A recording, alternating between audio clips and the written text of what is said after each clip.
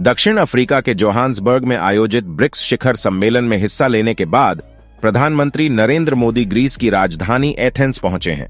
यहां राष्ट्रपति और प्रधानमंत्री से मिलने से पहले पीएम मोदी एथेंस के अज्ञात सैनिक मकबरे अननोन सोल्जर टूम पर पहुंचे और श्रद्धांजलि अर्पित की।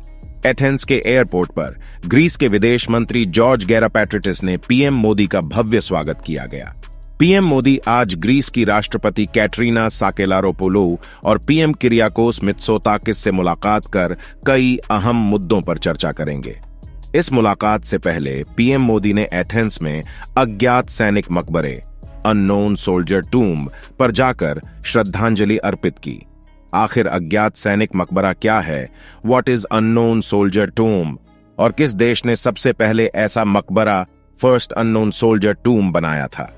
मीडिया रिपोर्ट्स के मुताबिक जब भी देशों के बीच युद्ध होता है तो कई सैनिक शहीद हो जाते हैं।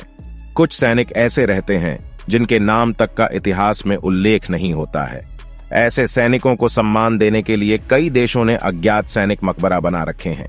इतिहास के पन्ने पलटें तो पता चलता है कि कोरिया ने सबसे पहले यानी 1592 में अज्ञात सैनिकों की शहादत को सम्मान देने के लिए अज्ञात सैनिक मकबरा बनवाया था।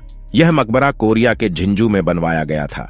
बताया जाता है कि प्रथम विश्व युद्ध में शहीद होने वाले अज्ञात सैनिकों को सम्मान देने के लिए अज्ञात सैनिक मकबरा बनाने का प्रस्ताव सामने आया। ग्रीस ने इस पर काम किया और ग्रीस को देखकर अन्य देशों ने भी अज्ञात सैनिक मकबरा बनाने का विचार अपनाया। ग्रीस में अज्ञात सैनिक मकबरा बनाने पर हुआ था मतदान। मीडिया रिपोर्ट्स की माने तो रूस ने अज्ञात सैनिक मकबरा बनाने पर 1919 में मतदान कराया था। दरअसल प्रथम विश्व युद्ध के दौरान कई सैनिक मारे गए जिनकी पहचान तक नहीं हुई थी। इसके चलते ब्रिटिश और फ्रांसीसी सेनाओं ने सैनिकों को खुद ही शवों को दफनाने का निर्णय लिया। बताया जाता है कि एक पादरी ने सुझाव दिया था कि अज्ञात योद्धा के प्रतीकात्मक अंतिम संस्कार के लिए राष्ट्रीय स्तर पर स्मारक होना चाहिए। रूस को भी लगा कि इस पर जनमत जुटाना जरूरी है। ले स्मारिका फ्रैंकेस के एक अधिकारी ने एक अज्ञात सैनिक दफनाने का विचार रखा।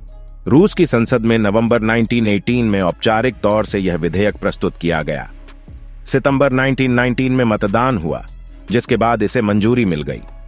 इसके बाद अज्ञात सैनिक के प्रतीकात्मक मकबरे अन्य देशों में भी बनने लगे। अमेरिका ने 1921 में अज्ञात सैनिक मकबरे का अनावरण किया। पुर्तगाल, इटली समेत कई देश हैं जहां आज भी अज्ञात सैनिकों की शहादत को सम्मान देने के लिए ऐसे मकबरे और स्मारक बनाए गए हैं।